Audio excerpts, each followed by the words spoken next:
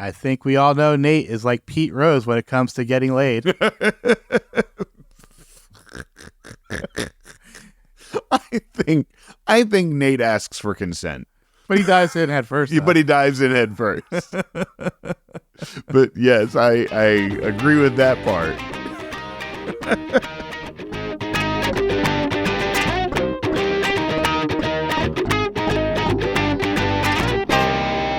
Hey, Upper East Siders and all you scandal-loving listeners out there. You just tuned into the Non-Judging Breakfast Pod, where the coffee is strong, the waffles are fresh, and the gossip is hotter than ever. My name is Leif, and I'm your seasoned Gossip Girl veteran. And I'm Steve, the newbie, the greenhorn, the rookie, what are we saying now that I'm in season 4, Leif? Shut it down. What? This. All of this. Shut it down. So here's the deal, folks. Leif has been watching Gossip Girl since it first aired, and I'm diving in for the first time. And together, we're your dynamic duo, bringing you all the drama, romance, and sometimes questionable fashion choices of this iconic 2007 series.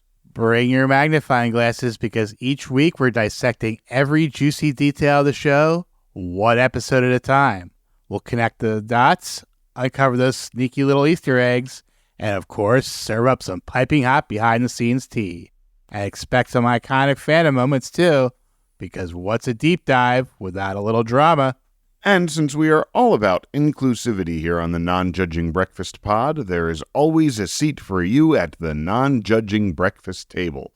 So go ahead and grab a mimosa or a cup of coffee, or go ahead and roll up whatever Nate has this week, and let's get into this. Before we get into the episode, I hear you had a milestone on the way up here. Yes, my car reached 100,000 miles right when I parked right here in front of your place. Any particular memories over those 100,000 miles that stand out? What's really funny is I remember when I first got the car and I went up to my annual homecoming retreat up in Lock Haven with all my friends and all my fraternity brothers. And after being there for about 20 minutes, I needed to get something from my car. And when I went out and I couldn't get the new key fob that went with the car to work, and I kept trying and figured out that this isn't my car, and I realized that I knew how I was going to get arrested that weekend. It was going to be trying to get into many other people's cars, because that was me sober. And I knew that there was a long weekend ahead of me of trying to remember which car was mine. But other than that, watching both Jake and Emily drive in it at one point or another was also a super cool thing. Like, watching your kid drive is really cool and extraordinarily nerve-wracking, but more cool than nerve-wracking. It's made me think of that How I Met Your Mother episode, where they show like all the flashback to all the memories they had with the car. Yeah, and I would walk 5,100 miles. Yeah, the Proclaimers song was stuck in the cassette player. Well, now that we've bored everyone, we are actually here to talk about Gossip Girl. Yes. Season 4, Episode 17, Empire of the Sun. Yes. Original air date was February 28th, 2011. And so that the spelling of the episode is sun as in father and son, but it's based on a movie called Empire of the Sun, as in the rising sun. Yes. S-U-N. Yes. Which is described as a young English boy struggles to survive under Japanese occupation of China during World War II.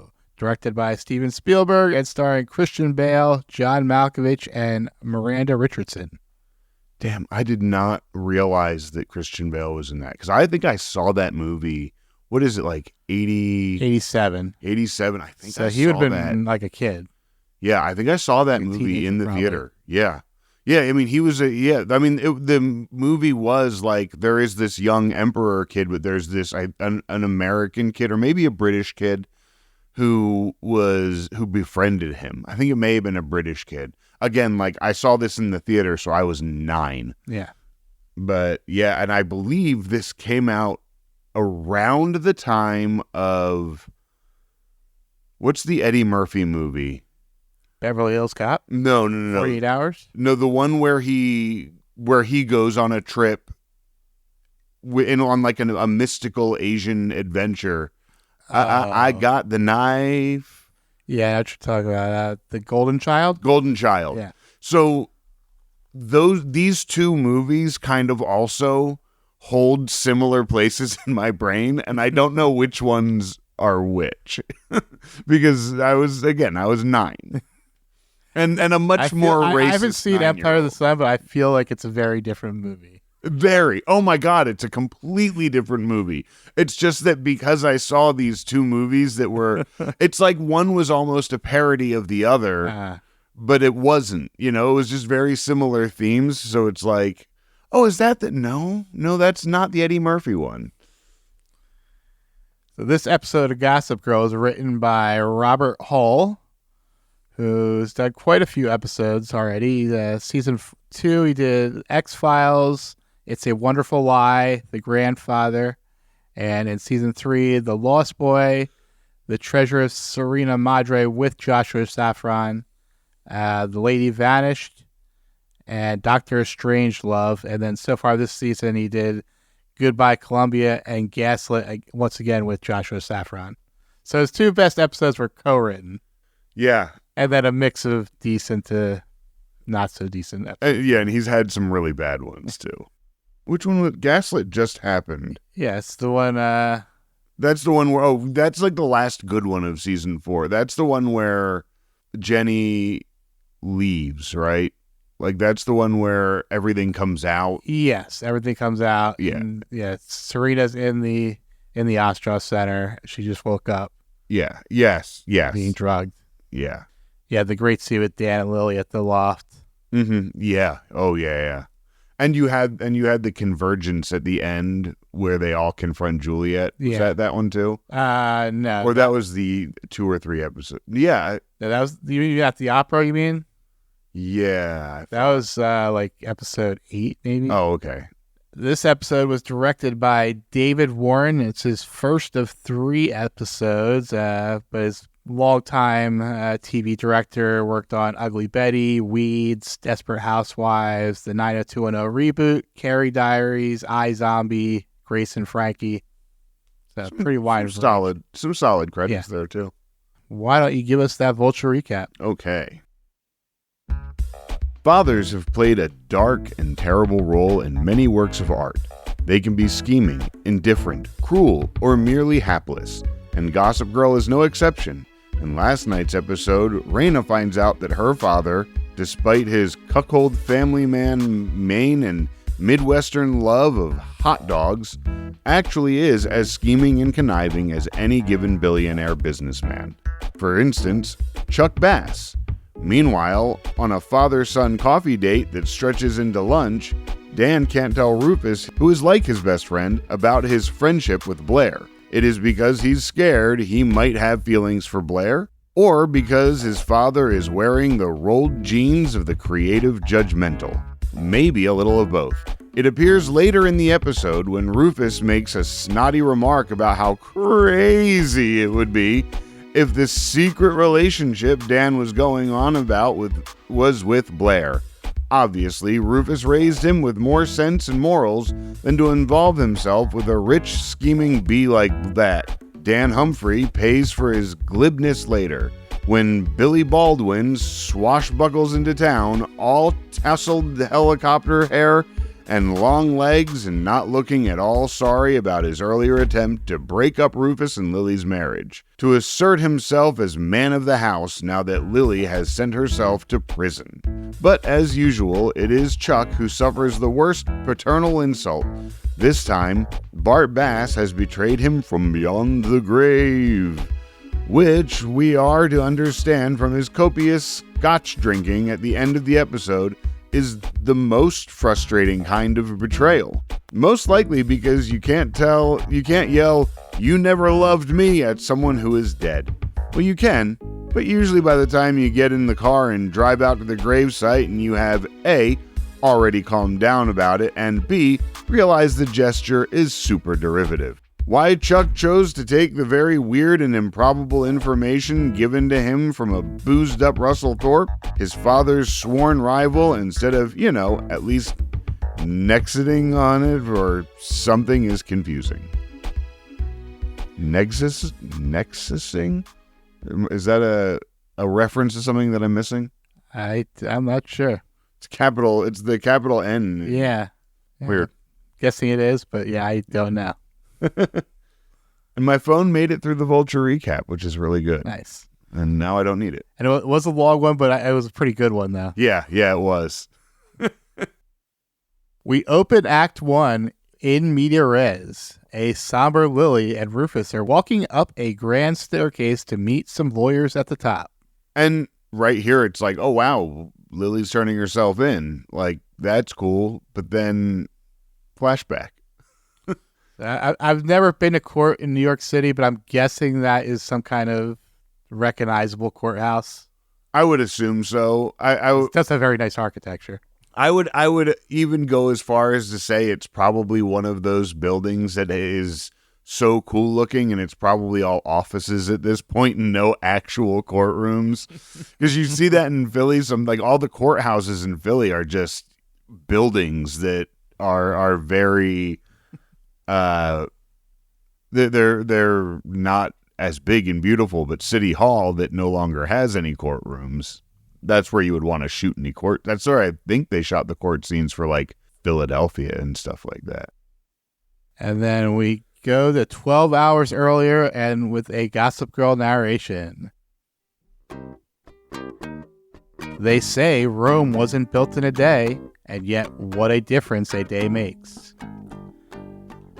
We see a much happier Rufus and Lily having breakfast. On the TV, we see Chuck ringing the bell at the New York Stock Exchange. Nate and Raina are making googly eyes at each other. Serena dismisses a missed call notification from Vanessa before walking into Blair's room, who is also watching Chuck at the Stock Exchange. It's a little quick montage to open the episode. Yeah, I thought that was also kind of funny with Chuck, like young Mr. Bass ringing the bell. Yeah. We move downstairs, and the besties are having breakfast, being served by a skeptical Dorota. Blair is acting very zen despite having a pretty bad week last episode. Serena is concerned that Ben stopped communicating right after they had sex for the first time. After Serena leaves, Dorota confronts Blair about being too content. Blair, trying to save face, orders Dorota to go pick up her cocktail dress for Chuck's party tonight. Once Dorota leaves, Blair texts someone, "The coast is clear. Come over." Ben is the shittiest fucking person on the planet. Like, the fact that he doesn't have any response to her, and we know why, but it's also like, you can't drop her a text. Yeah. You can't be like, yo, I can't talk, my mom's here. So Serena being a little upset here makes sense. Yeah. But I love Blair's zen here. Mm-hmm. And we didn't get to Dorota confronting her yet, right? She confronts her about being too content. Yes, yeah. It's so good when she's like, something's wrong. You haven't yelled at me. Yeah. And she's like, well, here's something I'll yell at you about. You haven't picked up my dress for Chuck's party yet. Yeah. And Dorota just having that look of like, I'm on to you. Like, so just her suspicion was so good. I really loved the foils of Rufus and Dorota in this episode. Yeah. Chuck enters Russell's office looking for Raina. Chuck, ever the multitasker, decides to do a little gloating, but Russell brushes it off and hints at having one last card up his sleeve. Something that I've kind of picked up from Robin is she tells me all the time that in Jewish custom, you don't celebrate something before it happens. And when Chuck is like, yeah, I'm going to close this big deal tomorrow, so I'm going to have a huge party tonight. It's like, bruh, like, close the deal first. Close the deal, then have a big party. Yeah. Raina asks Nate if he told Chuck about them yet. Nate says he hasn't, so Raina gives him the option of backing out or diving in head first. I think we all know Nate is like Pete Rose when it comes to getting laid.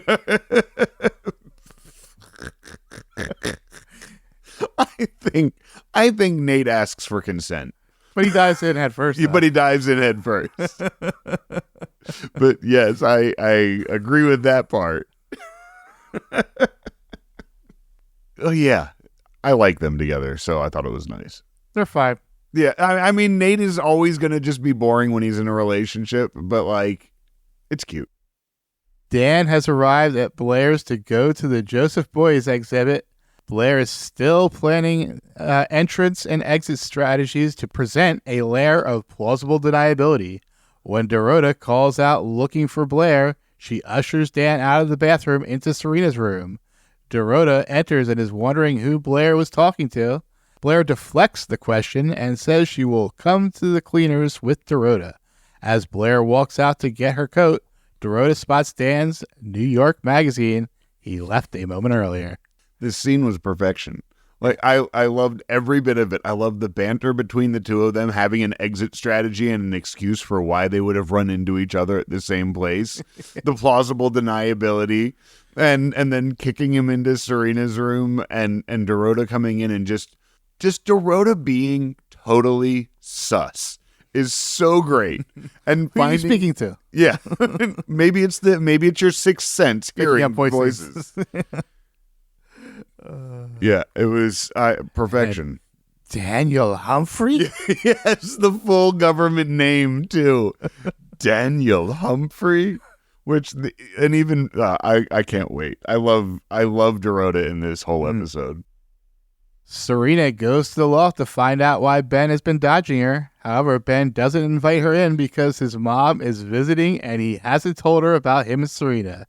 Gossip Girl begins quipping as the scene shifts to Lily getting her dry cleaning back along with an orange jumpsuit. No, here, why don't we just have lunch at my place on nice neutral ground where I can, like, let's go to my penthouse apartment. That's actually after the commercial. Oh, is it after the commercial? Yeah. Well, then this is just where he's like, oh, this is Serena. She's friends with my roommate Dan. Yeah. There was another part here. That's so fucked up, man. Yeah. And there was something else in that scene, and I wish I could remember it, but I'll try to find it for the postscript. There was something else that like really hit me in their conversation where it's like, Serena, what the fuck? So yeah, and then we see Lily getting the jumpsuit. Yeah, from Russell, which, like, Russell, like, good move. Yeah. good move. And this is kind of what Gossip Girl said in between those two scenes. Sorry, S. Looks like your sweetheart's mom is still a little sour, but when it comes to life's bitter pills, the hardest to swallow is a taste of your own medicine. Holy mixed metaphors, Batman. Yeah. We move into Act 2. Ben, still out in the hall with Serena, explains why he didn't tell Serena his mom was here. Serena suggests lunch, just the three of them. Yeah. So this is, let's just go back to a nice neutral place and have lunch, the three of you. Can go to any place in the city, and you choose to take her to your home to impress somebody who hates you. And largely why she hates you is because your family used your monumental wealth to put her kid in jail. And so just the detachment of Serena to be like, let me just go get lunch at my place. By the way, while I'm ordering, I'm not going to ask you if you have any food allergies. So don't tell me if there's anything you can't eat now that I'm placing an order for food. And also, order there. Why are you... A lot of this episode I really liked. There's so much I liked. The stuff that I didn't like was the why. Like, why would you do that dumb shit? And this is one of those things. But I don't think that's necessarily bad writing for Serena. Yeah, I don't think it's out of Serena's character. I'm not necessarily... I mean, it's a very Serena thing to do. Oh, I'll just, show you how great I am by taking you to my house. That's not really my house. Yeah. That's not your house, Serena. That's Blair's house. Yeah, that's Blair's house. I guess that's why it's somewhat neutral. Yeah. It's not even really her house. She just has a room there. Because she's technically actually homeless. Well, she's not. I mean, she has a room there. She's She has a room there, but she doesn't really have but she lives with Blair. yeah. So it's not like if at any given moment Blair could just kick her out. Although, like we said recently, she has enough money in her trust fund that she can. Yeah, just buy anything. Yeah. Go. Like Eric was about to write $100,000 check like it was nothing. Right. Yeah, Eric. Yeah, Eric was just and their mom was like, "No, I'll do that." Like she was saying, like, "Oh no, I'll buy lunch this week." for $100,000 that he was just like on the day he can get into it. He can get to his trust. And Lily thought that was a reasonable amount for some amount of drugs. Yeah. How much can one banana cost? Lily and Chuck are discussing the jumpsuit and decide Russell must be behind it. However, if he had actual proof, he would have moved already. Chuck suggests Lily take a closer look at Ben while he investigates some other leads. Yeah. That was a little bit of a loose plot, right? Because what other leads did he investigate? Yeah. Not that we needed more Chuck, but... No, but it was just sort of... I'm going to go home and smoke some weed. Right, yeah. You go do some work. Well, and also, actually, the other leads that I bet what he was at... I wonder if we're supposed to be thinking that he isn't going to look at other leads, but he wants to go confront Nate about the Serena thing. I'm going to follow a lead to Nate's. So, by your reasoning, Nate is also homeless. Yes. Because he's living with Chuck. Yes. Although Nate does own an apartment somewhere between Columbia and NYU. Did he buy that or did he rent that? Oh, I don't know. Well, and the other side of that is also that, by that logic. Although I feel like Nate is a little bit more autonomous. But if Chuck was mad right now, he could just be like, get out. Yeah. But again, any one of them could stay at any place in the entire city that they want to. Oh, I'm just going to rent out the roof of the plaza. Dan invites Rufus to coffee to ask vague advice about his situationship with Blair. When he doesn't like what Rufus has to say, he decides to blow Blair off to make the coffee a lunch. It's so great. What? No, I don't have feelings for her. I don't even need to go see her. Look, let's go have lunch right now. It was absolutely great. Yeah. As we know, the Blair's doing the same thing right now, too, going to the cleaners because, so good. Dorota and Blair are also walking together. After Blair deflects a series of probing questions, Dorota comes right out and shows her Dan's magazine and accuses her of having an affair with Lonely Boy. When Dorota demands they tell Serena, Blair also decides to blow off the quasi-date with Dan. Yeah, I loved that Dorota called him Lonely Boy. You and Lonely Boy are having an affair. Yeah. It was... Which the only time that's really come up is on Gossip Girl. So you just know that Dorota is catching up on Gossip Girl or Gossip Girl. Wow. They're always quiet. People always say too much in front of people that that they see as the help. That's true. That is true. Serena has invited Ben and his mother over to the Waldorf apartment for lunch, but things are going awkwardly.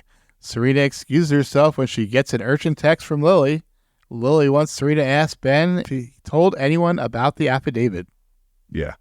Yeah, this is where you get the lactose intolerant part. Yeah, yes. And I guess we're having salads. Yeah. You didn't think if someone's like, "Hey, I'm going to get lunch." What do you like? What do you like? And also, though, okay, if you're ordering nothing with dairy, please. Both ends of this is a very simple conversation. Oh, my God.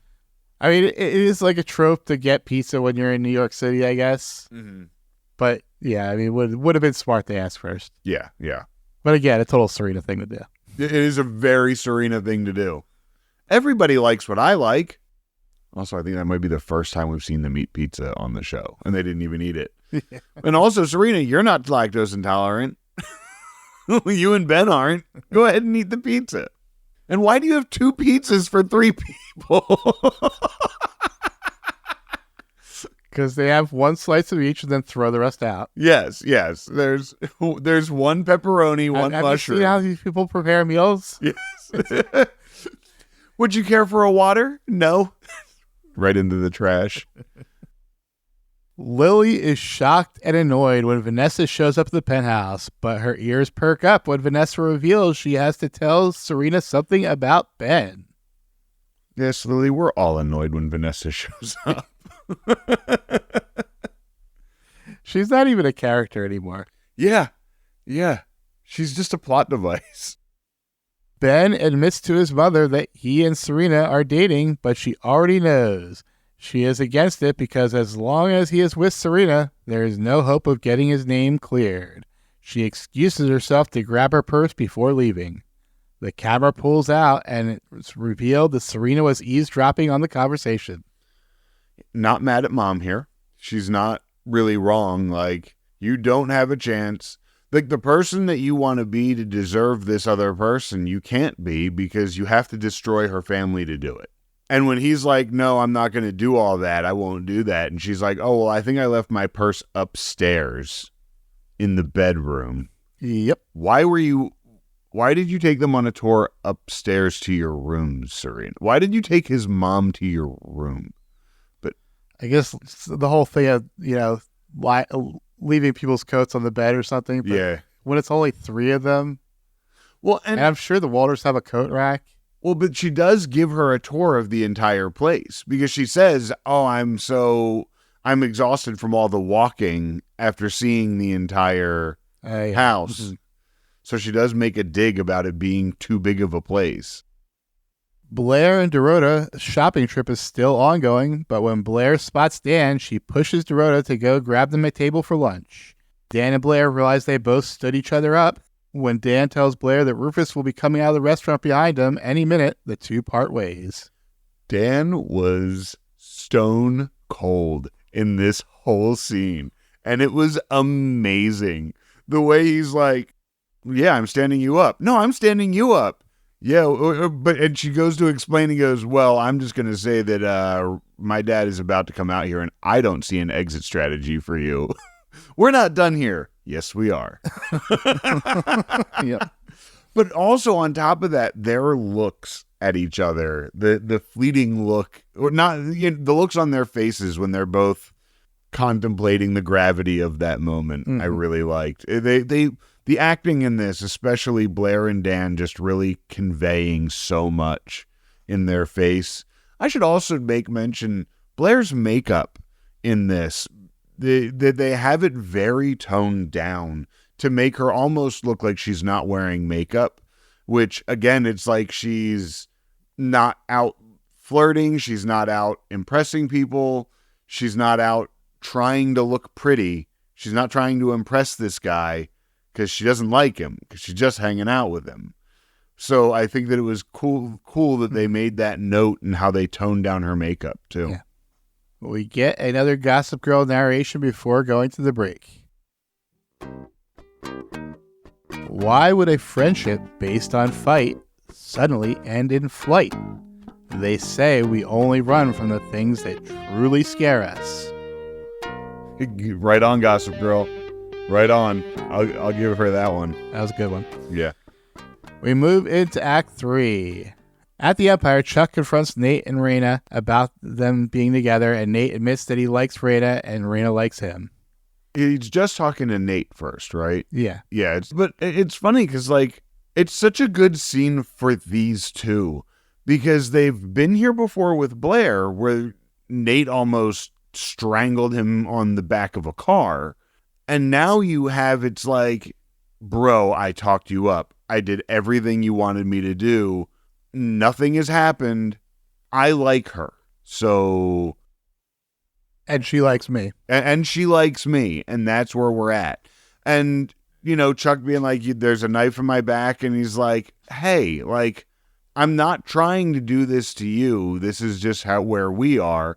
And then Chuck's like, okay, well, let me just, get one thing out of this. Which then I'm like, oh, God, is he going to manipulate Nate? Is he going to have Nate manipulate Raina as they're starting to date?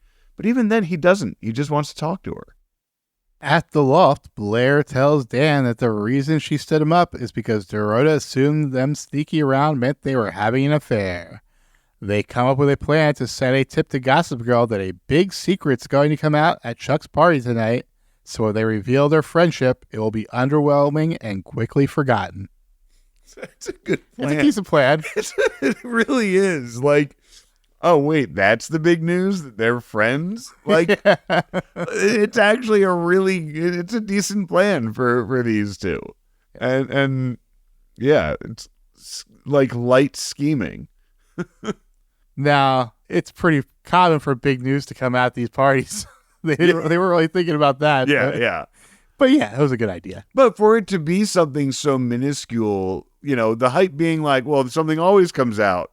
You're right. But at the same time, like, oh, and that's not even worth hyping. Chuck meets with Serena and asks her to stop her father from revealing Lily's dirty laundry. Yeah, happened.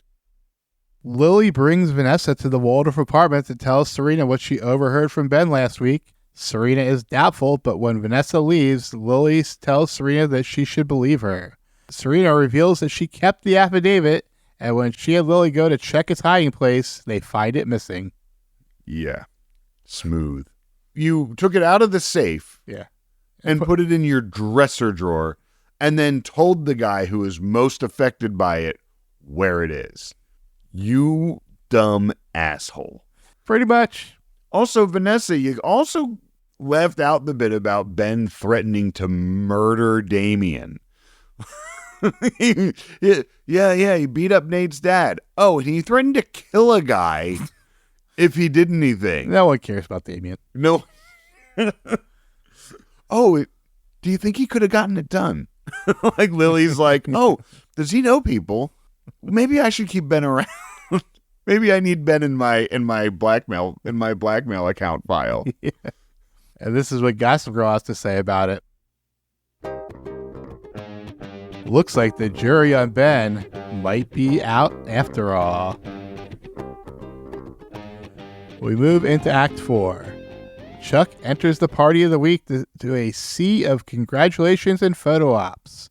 After a quick speech, Chuck goes to Lily to explain the plan to expose Thorpe to Serena. Yeah, as far as Chuck plans go, it lines up and it works.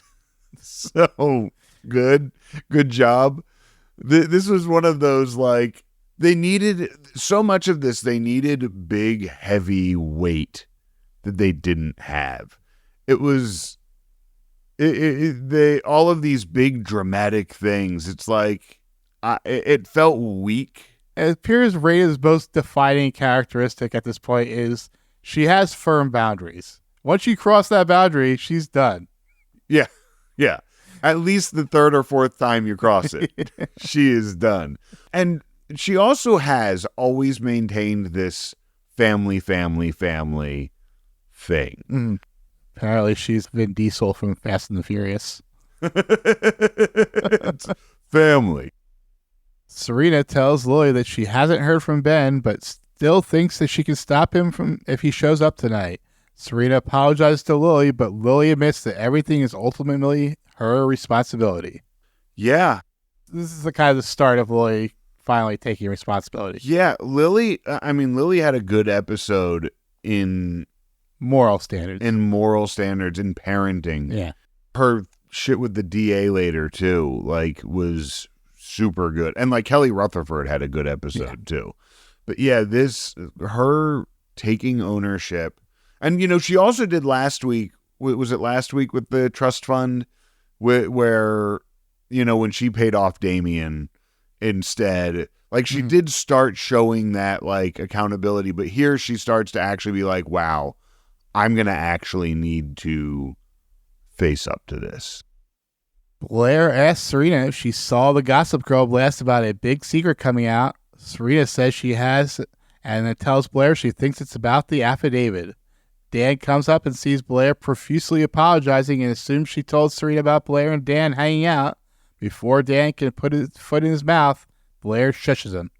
Which is so good, because Dan always does that shit. Yeah. Dan always fucks up like that. So for Blair to just cut him off, which, again, also shows the chemistry with these two, that they've hung out enough that they know when to cut each other off. She knows Dan well enough to know that he's going to come up and say something smug and stupid and out the whole thing. I feel like they balance each other out because Dan is too honest and Blair is too schemy. Yes. So they meet in the middle. Exactly. And it's why their schemes always work, I think. Because like it has to be something that Dan will be willing to go along with. Mm-hmm. Serena confronts Ben about the affidavit, which he denies having taken.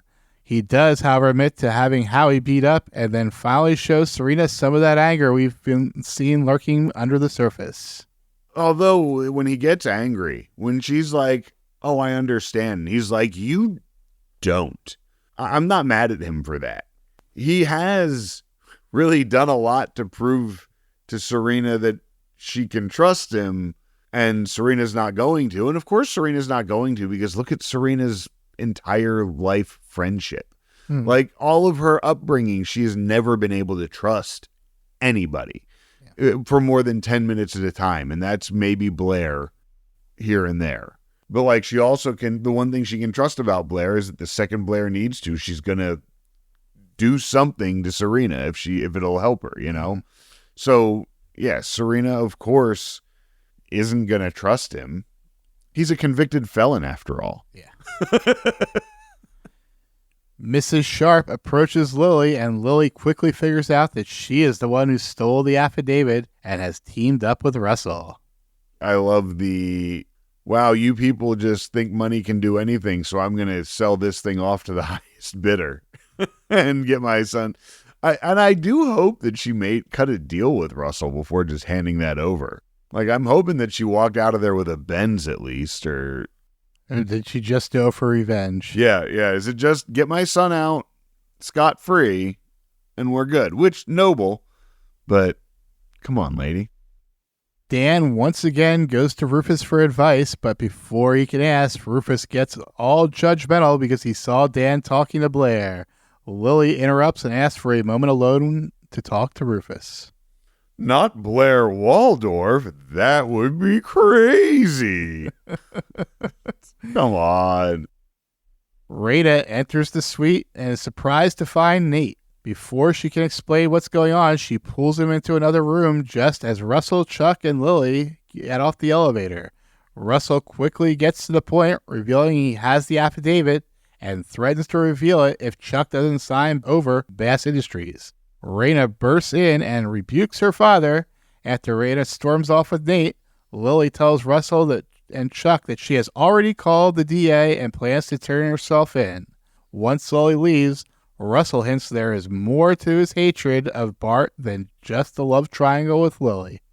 Which this one, like Raina, this is where it was like, how dare you blackmail them? But like, again, like you said, Raina has always shown that like she does have boundaries and she does operate within a code. Yeah, everything's got to be on the up and up. Yes. She does not like the scheming. Yeah, and she hated it from Chuck, and then to see it turned around, hated it when her dad did it. So I thought it was a little underwhelming. I felt like a lot of the stuff was underwhelming with overreactions to it. Mm-hmm. Oh, I have this affidavit that proves that you did something wrong. I mean, I get it. He is blackmailing her, so I get why that's bad. But I also feel like they could have done something with more gravity, I felt. But I don't know. And this is what Gossip Girl has to say about it. Careful, Chuck. When it comes to Bart Bass, seek and who knows what you may find. Yeah. We move into Act 5. Nate catches up with Raina on the street outside the hotel. Nate encourages her to look past his faults and realize that her father still loves her. They kiss before going somewhere to watch the game highlights. Nate should be a therapist. I keep saying it. Like he's right. Like I know that there was that moment when I stopped idolizing my dad. But there's a time before that, especially, and then there's that moment. But then when you look back and you see all of these points where it's like, oh, wow, my dad's just like another human being who fucks up a lot. And you have to take the good and the bad. And you know how I feel about my dad. Like, I don't even talk to him because I have difficulty really having that relationship. It doesn't mean I don't love him, but like that disillusionment, it's heavy. Yeah. When you have that notion of like this guy that I remember my best friend at a bar in California when we were hammered was like, your dad's an asshole. And I was like 23 years old and I was like, what? My dad? What are you talking about? My dad's amazing. And then like a little while later being like, oh, he's kind of an asshole. Yeah. Yeah. Oh, he does drink gin at 10 a.m. and say it's noon somewhere. You should hang out with Cece. they would get along masterfully. Although my dad never had the bank account Cece would require. Yeah. And he retired making decent money as an architect and lived in like, he built a home for like 300,000 or 400,000 and then was estimated for like 1.6. I don't know how much he actually sold it for, but it was like this beautiful house on the Admiral Sound in North Carolina. So nice. Serena finds Ben and the two mutually apologize for their respective wrongs, and then they break up. Sweet. I was good with this one. But like, here's a big difference though. He dumped Serena. Serena usually does the dumping. Serena usually gets what she wants, then realizes it's not what she wants, and breaks up with them. Mm-hmm. She did it with Colin. She did it with Nate. She did it with Aaron. She did not do it with Gabriel, but Gabriel was scamming her. But most of the time, Serena is the one who's like, no, this isn't what I actually want. Sorry, goodbye. And now here it's Ben who's doing it, which I can only imagine Serena is just, there is that part of Serena who moves on quick, but I can only imagine her now being like, oh, now I'm so sad that Ben's gone, which will annoy me. But now also, of course, she's going to try to make a move back at Dan. And well, we'll get to all of this at the end of the episode in predictions. Russell reveals that Bart killed Raina's mother in the arson incident we learned about all the way back in season 2. The security guard died while going back in to save her. Da da da. Yeah. Is this the real truth now? Yeah. I mean, who knows? Who knows? Or there's another fake out. Because Raina was all like, you know, my mom left when I was a kid. And then he's sitting here like, nobody knows. Not even Raina knows what happened to her mom. Why? Why doesn't she know? Why wouldn't you say, oh yeah, this guy killed your mom and I did nothing about it? You know, why didn't you do something about it, Russell? I let him bully me out of New York. Yeah, I let him kill my wife and bully me out of New York. Russell, like, you kind of suck here. And all of this, it's like, I'm going to dismantle his empire. No, you're going to dismantle his kid's empire. And his kid didn't do shit to you. And the kid will be the first person to tell you that his dad's kind of a piece of shit, but he loves him. Kind of like how your kid feels about you right now.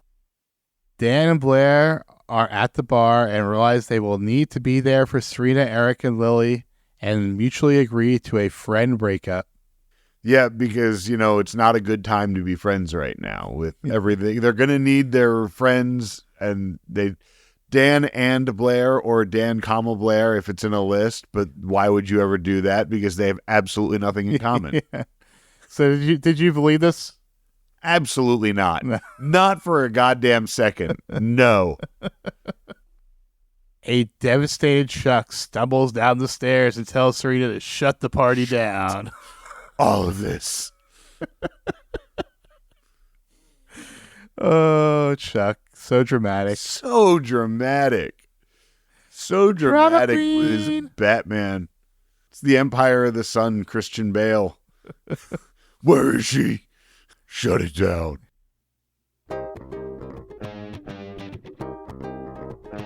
It goes to the final commercial without a Gossip Girl blast. When we come back for the epilogue, Lily and Ben are meeting with the DA, who lets Ben know that Lily insisted that his record be expunged. She had one demand. Really? She's making demands? She's making demands when she's the one that's... Oh, she's making the demand for you guys to do the right thing that would happen anyway in the first place because she's coming into admitting that everything was wrong. So noble, Lily. So noble. But also in this is where the DA is like, she's like, do you have kids? Yeah. And my kids stopped smiling at me a long time ago. And my daughter told me she's proud of me. And like the way Kelly Rutherford just delivered that whole thing, it hit me. It hit me in the feels, and I thought it was wonderful. Yeah, I feel like she's probably channeling some real life emotions there, because I think this is during the period where she's kind of separated from her kids. Yeah. Outside the office in an empty courthouse, Dr. Daddy returns and lets Rufus know that Cece called him in because it's time to circle the wagons. I will say I did see his name in the opening. Oh, yeah. In the opening. So when it was walking through, and I was like, did you see that? And Robin was like, no, what? And I'm like, don't worry about it. So I knew he was popping up at some point.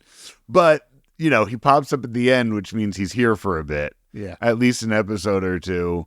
We're getting Cece back, so we should definitely reach back out to Caroline Lagerfeld. Nate and Raina are playfully arguing while walking back to the Empire and find Russell waiting for Raina outside. Nate goes inside so Raina can speak with her father alone.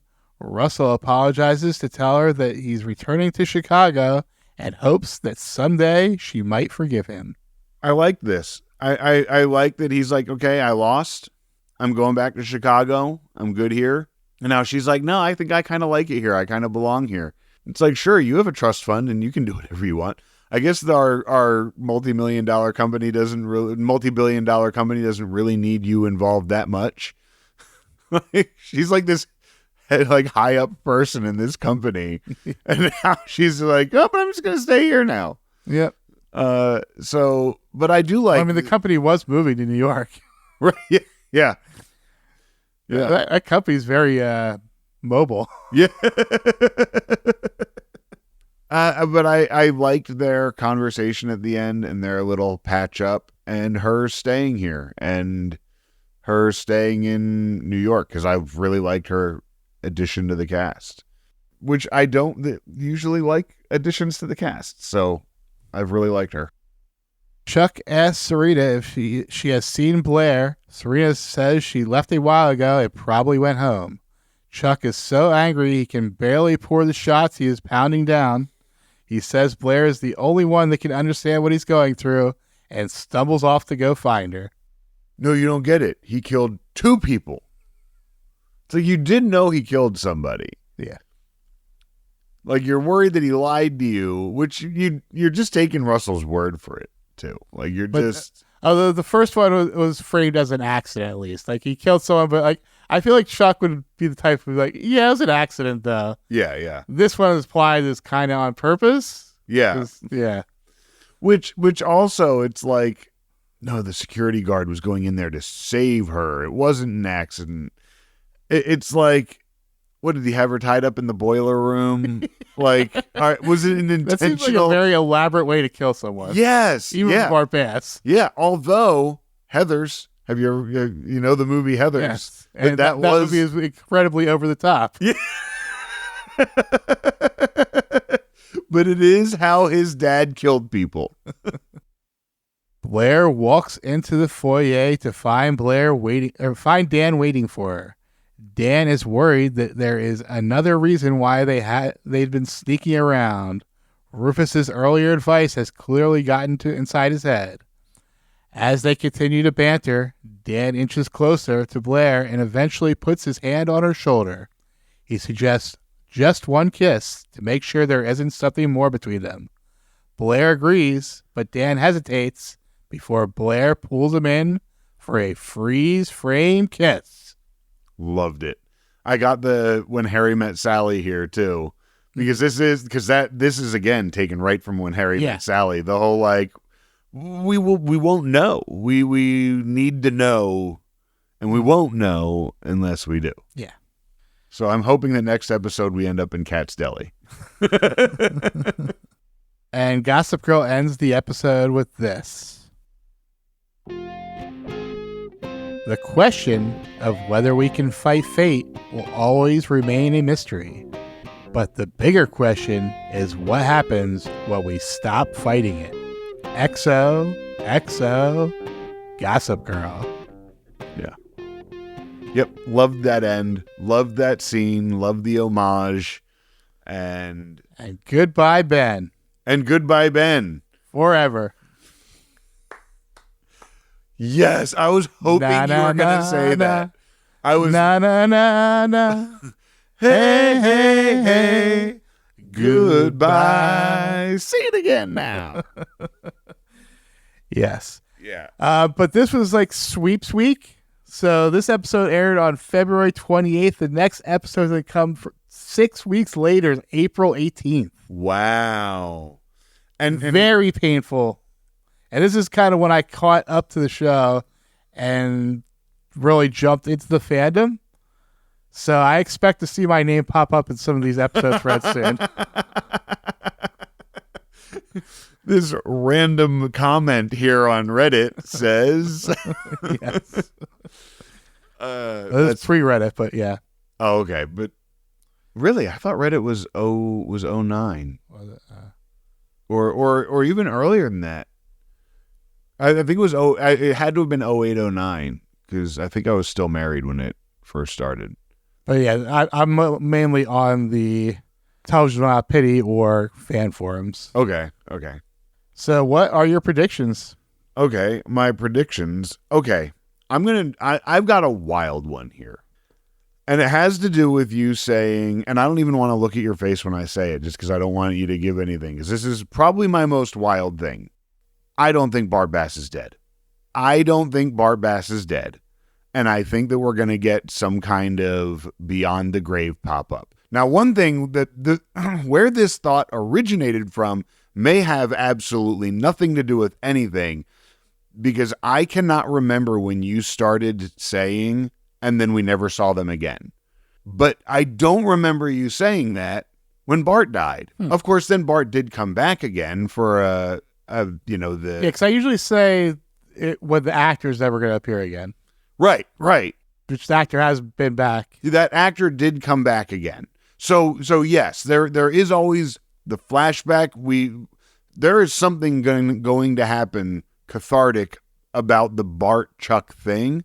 So there's this thing tugging at my head of like, where could they take this to really fuck with Chuck? For his dad to fake his death like his mom did, I just think that first of all, we are on a recycled hash after hash of Chuck storylines. So bringing back another dead parent, there's just a few things that are just tugging at my head about it. So I don't know if I'm accurate. Again, like I said, this is probably my most off the rails prediction that I've had, but just some little things have just tugged at me with this Russell Chuck through line. Now, my other big prediction is Chuck and Serena are about to walk in on Dan and Blair.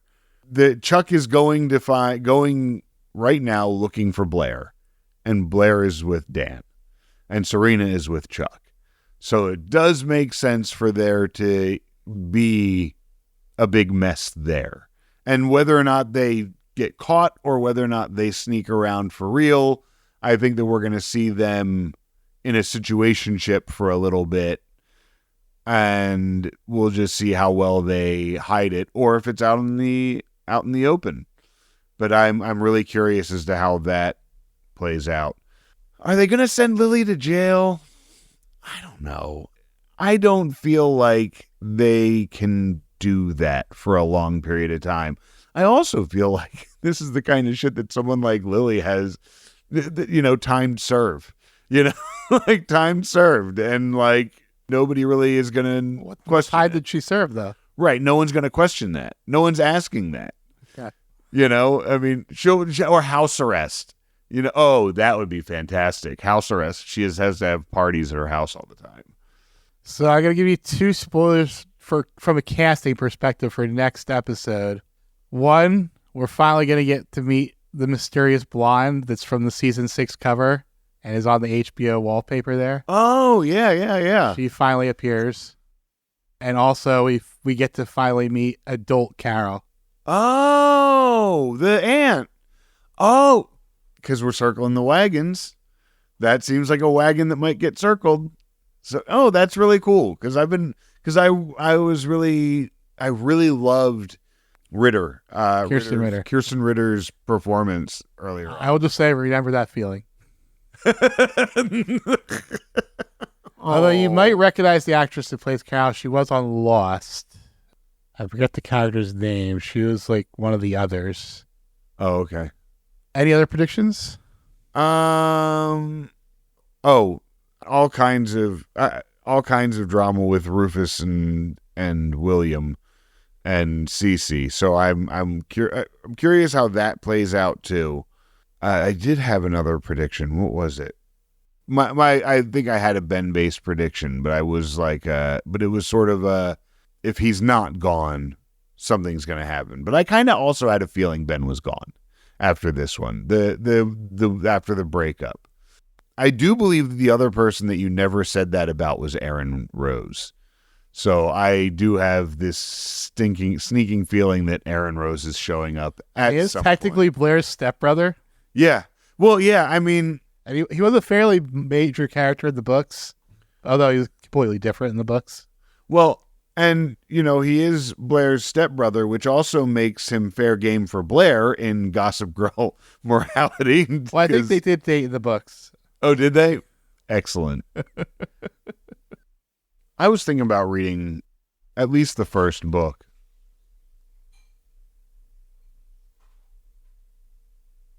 That was weird. Ghosts in my kitchen.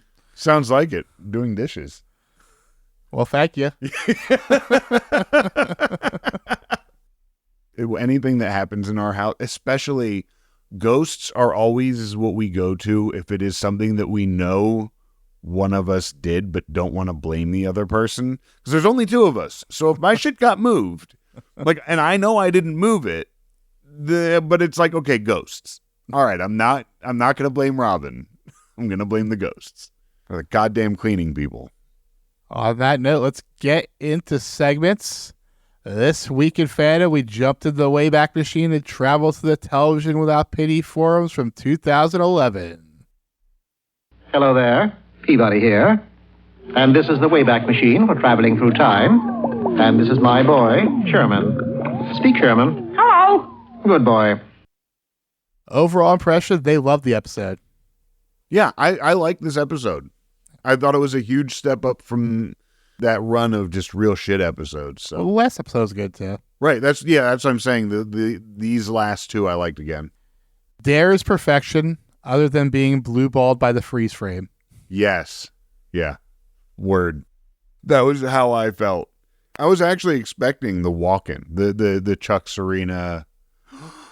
Like, I was expecting the kiss to happen a little longer and then for them to stop. And as they pull away, there's the other 2 standing there like, what the fuck is this? So some of our younger listeners might not get this reference because it was very of that time. Vanessa was compared to the Microsoft paperclip, annoying even when it's giving useful info. That is so fucking spot on. So spot on. God damn it, Vanessa. You are Clippy. You are Clippy. Go away, Chuck. No one cares about you. Yeah, can someone send Chuck to a back alley in Prague? Only with someone who knows how to finish the job. They're disappointed about the long hiatus. Yeah. And as usual, a lot of love for the Chuck and Lily scenes. Yeah. They're great. Mm-hmm. I love Chuck and Lily. Well, that is it for this week in fandom. I almost think Chuck and Lily have the most healthy relationship of anyone on the show because they know at any given point the other will sell them the fuck out and not think twice about it and then come back the next day and be like, my B. I think Dan and Rufus have a fairly healthy relationship for the most Yes, part. yeah. I think that, but theirs is built on trust, and trust can be broken. Lily and Chuck have no trust. Let's get into episode grades. I went first last week, so you get to go first this week. I really enjoyed it. I felt like there were just a few weak points in plot devices that they used. I'm going to go a B+ for the overall. Yeah, so for me, I also liked it. The writing was solid. The directing was good. Acting was good from pretty much everyone. Mm-hmm. I think maybe Rena was a little bit weak with the overreaction. Yeah. I started out as a B, but then I remembered Ben was gone, so I bumped it to a B+.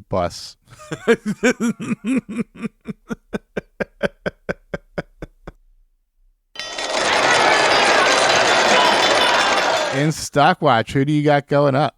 Well, I'm going to give it to Ben because he's got his record expunged and he's free of these psychotic people.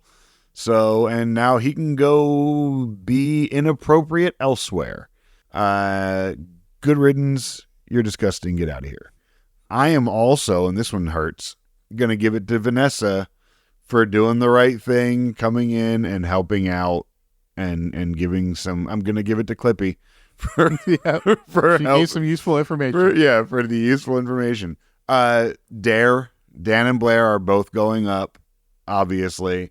I'm going to give Nate and Raina both an up. Raina I was on the fence because of like losing the relationship with the dad, but I think that she's in a really good place for her with staying behind and being with Nate. So I'm going to give both of them. And I'm going to give it to Rufus for good dadding. You know, he was a solid dad for Dan in this episode. Oh, and Dorota goes up for sure, 100%. Oh, and Chuck, I know that Chuck is all gloomy at the end and shit, but Chuck just got fucking Bass Industries. So I'm going to give it to him for his literal stock leap, no matter how mad he is about it. Get over it. Your dad killed someone else. Like, yes, this person. And the only reason that this one matters is because you kind of know their name. Like when it was just security guard accident, you're cool. But it's so, yeah, don't. So I'm going to give it to Chuck, even though he's spiraling. But he doesn't get it very often. He goes down a lot. For me, I have a similar list, but not exactly the same. I had Dan and Blair because they had a very cute episode and got to make out. Yes. Rufus and Dorota for being good foils for them. Yes. I had Lily going up for finally coming clean and taking responsibility. I was so on the fence with Lily. Because I ended up giving. Spoiler alert, I was going to give her down, but I was so on the fence because, yeah, she did the right thing, which is going to jail. Is she, though? Well, but for now, the question mark. But in her mind, that's worth it because her kid smiled at her. Yeah.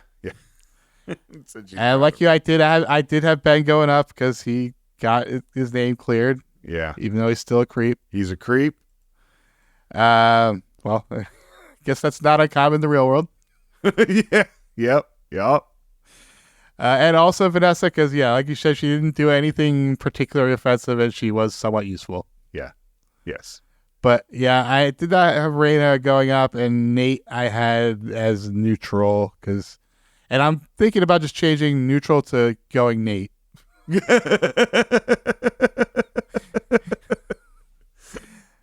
do you have going down? So I am sending Lily down for going to because I feel like her literal stock would be plummeting right now. You know who else I'm giving it up to? I'm sorry, but William for showing up and catching Rufus off guard. But I'm giving Lily the down. I'm giving Russell the down. I'm giving Ben's mom the down for not actually, like, yeah, she kind of got what she wanted, but fuck you. You're kind of an asshole and lactose intolerant. Mrs. Sharp? Mrs. Sharp. I am going to... Oh, He was mentioned, so I'm gonna let Howie go down because he was mentioned for getting his ass kicked. so I'm gonna go ahead and send Howie down. I think that's it for me. For me, I had Russell going down because he obviously lost the episode. Yeah. I had Rena going down because I thought losing her dad was a bigger deal than starting a relationship with Nate. See, I kind of felt like she didn't lose her dad in the end, that she reconciled and became her own person. It became independent from him. But I see what you're saying. And I also had Chuck going down because, he's spiraling. Yes. Yeah. Hard. I kind of figured you would, and I kind of figured that that's one of those one up, one down things because, and I didn't have this originally, but speaking of one up, one down, I'm going to put William going down because he was just a smug asshole, and he still hasn't suffered the consequences for his shitty actions last year. Yeah, no, he has not. Consequences don't often happen to these people, like real ones. That's why I didn't give Lily down. Yeah. So I gave Lily up. Yeah. But here's the best outfits from the last episode we've seen. Who did you have for best outfit? I was torn on this. I'm going to give it to Blair. That flower print dress, and it was more the accessories, the necklace, the way that it looked against the dress, and with her makeup, the way it was. I was really on the fence because I thought Lily's dress was also pretty dope. Yeah. I also had the same dress. It was a Dior dress, and she's wearing. Did you notice the little silver balls on her shoes? No, I didn't. There's little silver like puffy balls on the tips of her shoes. Oh, adorable. Yeah, I didn't even notice. They're black pumps.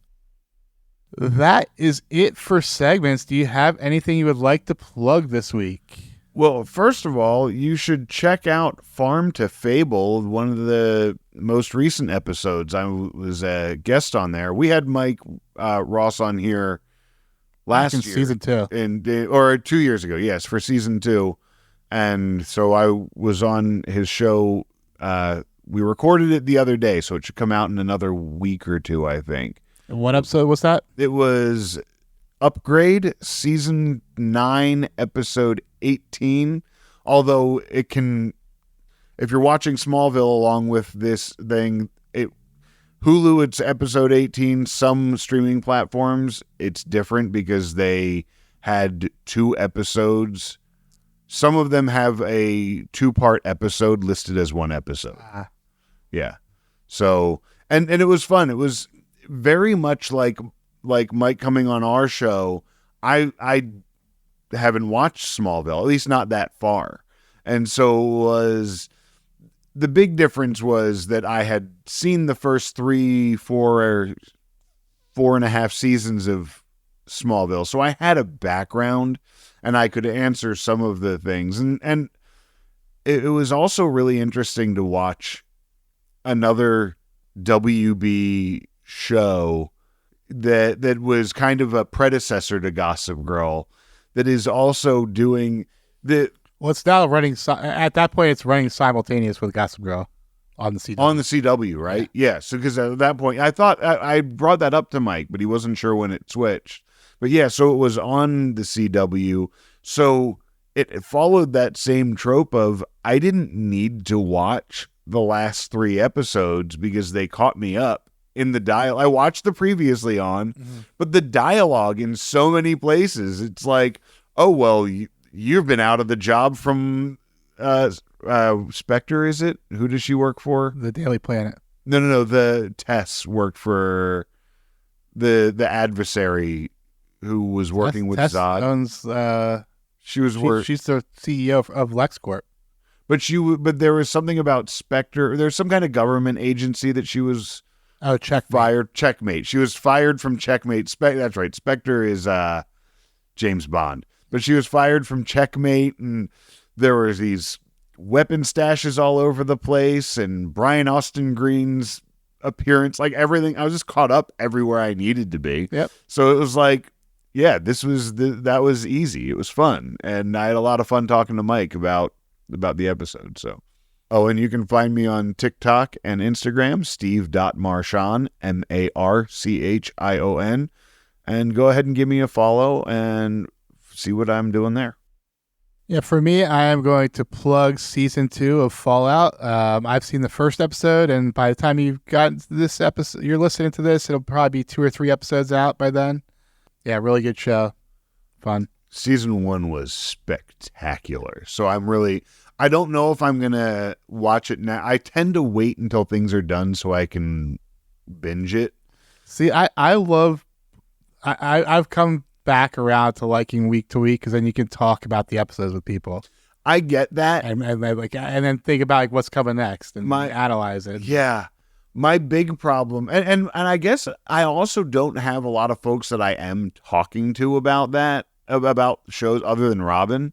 That's what Reddit's for. But but yeah, I understand that. I struggle with it because I just want to sit down and watch everything. I mean, if it's there, I will. Yeah. But I kind of prefer week to week. Yeah.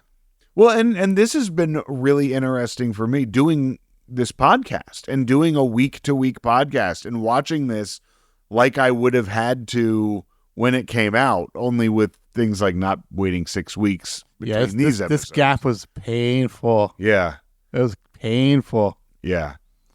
But yeah, so check out Fallout. If you want to follow me on social media, you can find me on Instagram and Blue Sky at Hot Capicola. That's HOTCAPICOLA. And if you want to follow the podcast, you can find us on TikTok, Instagram, and Threads at Non-Judging Breakfast Pod. And if you want to find links to our Patreon, our Discord server, and our subreddit, they are all on our website, nonjudgingbreakfastpod.com. And if you would like to send us an email, we would love to hear what you have to say and even read it here on the show. Our email address is nonjudgingbreakfastpod@gmail.com. So go ahead, send us your thoughts. We'll let you know what we think about your thoughts. Also, while you're listening, if you could go ahead and hit that like and the subscribe or follow button, and also leave a comment. If you're listening on Spotify and Apple Podcasts, that really helps boost our visibility. So give us your thoughts on the episode right there in the comments section, and we'll get back to you. And while you're at it, go ahead and let your friends know what you're listening to. Tell your work friends or your home friends, and make us the water cooler talk this week. And next week, we will be back to talk about Season 4, Episode 18, the Dare episode, traditionally. Yes. Episode. Yes. Oh, yeah, because that was also the play. Yeah, and also when they had their first scheme in Season 1. Oh, right, because that was a short season. And in Season 3, it was the Dorota's wedding where they had like several like very like touching scenes at the wedding. Yeah, yeah. And the episode description, so the episode is titled "The Kids Stay in the Picture," and the episode description reads, "As Lily awaits the consequences of her decision, William Vanderwoodson, Cece, and Lily's sister Carol come into town to support her. Blair has an epiphany about her future and grapples with the knowledge of whom she is destined to be with." Uh-oh. I mean, Blair, when you and Chuck said that you're going to come back together one day, you knew that there was going to be other people along the way. So here's your other people. He's had other people along the way. You have other people too. Until next time, you know you love us. XOXO. Every time you walk away, run away, you take a piece of me with you there. Every time you walk away, run away, you take a piece of me with you there. Every time you walk away, run away, you take a piece of me with you there. Oh, it seems I'm walking right to your door. My heart's still resting, looking for something more. Are you ever gonna see everything you mean to me? I'm trying really hard to believe. Every time you walk away or run away, you take a piece of me with you there. Every time you walk away or run away, you take a piece of me with you there. Every time you walk away or run away, you take a piece of me with you there. Never feels right when I'm out here on my own. I left last night and it feels like way too long. Are you ever gonna see everything you mean to me? I'm trying really hard to believe. Every time you walk away or run away, you take a piece of me with you there. Every time you walk away or run away, you take a piece of me with you there. Every time you walk away or run away, you take a piece of me with you there. Come back to me. Smile and you'll make my life complete. Every time you walk away or run away, you take a piece of me with you there. Every time you walk away or run away, you take a piece of me with you there. Every time you walk away or run away, you take a piece of me with you there. Every time you walk away or run away, you take a piece of me with you there. Every time you walk away or run away, you take a piece of me with you there. Every time you walk away or run away, you take a piece of me with you there. Every time you walk away or run away, you take a piece of me with you there. Every time you walk away or run away, you take a piece of me with you there.